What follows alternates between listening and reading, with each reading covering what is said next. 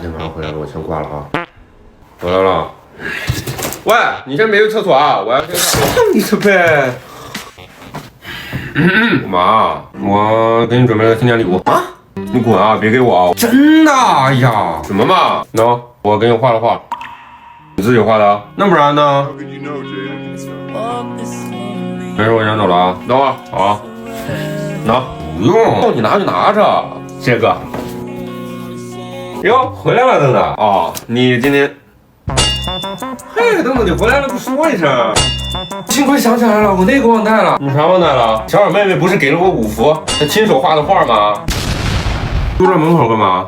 我刚刚给你那个红包钱哪了？就是呢。你干嘛？他说没收我2分钟，停车回。